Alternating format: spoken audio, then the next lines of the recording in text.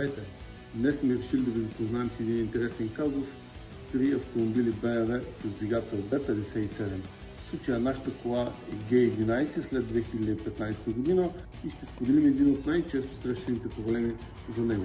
В случая тази кола има проблем с управлението на вихорните клапи и електрониката следи положението на клапите посредством сензор вътре в самото моторче, което движи клапите.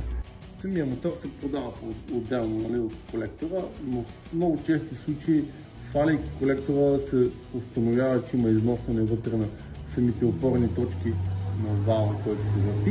И затова свалихме колектора, за да прегледаме. Ако има проблем с колектора вътре, износване на опорните точки, директно се подменя целият колектор с мотора, който е комплект с него. Нека да разгледаме и в нашия случай какъв е проблема с вмукателния колектор.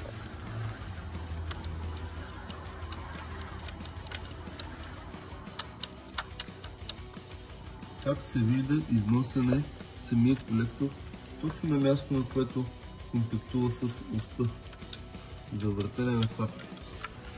Освен износването на колектора в опорните точки на въртене на оста, в този случай имаме проблеми с устройството, което управлява вихорите клапи. Това устройство е дефектирало в момента, няма електрическа връзка към него. Съответно, инвестицията за купуване на ново устройство е безсмислена при положение, че колектор е стигнал до това състояние.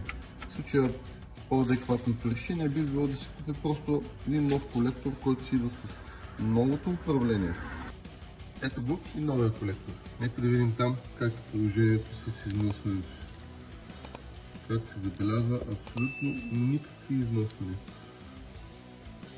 Когато инвестирате в правилните авточасти и в правилното отношение към вашия автомобил, ще имате гарантирано безаварийно шофиране.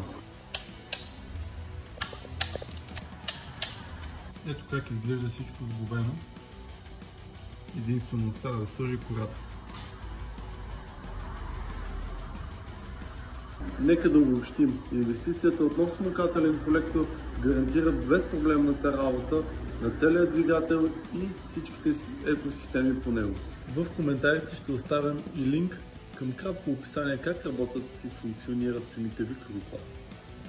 Вече се намираме на тест драйв с автомобила, за да прегледаме живите данни, които ни интересуват, за да довършим диагностиката и да сме сигурни, че всичко, което сме свършили и направили, е на необходимото ниво и качество.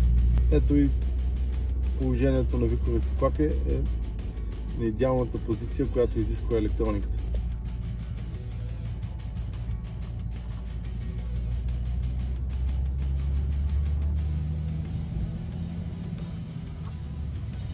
Както се вижда, всичко е страхотно. Това беше от нас. Пожелаваме безаварийно пътуване с вашите автомобили.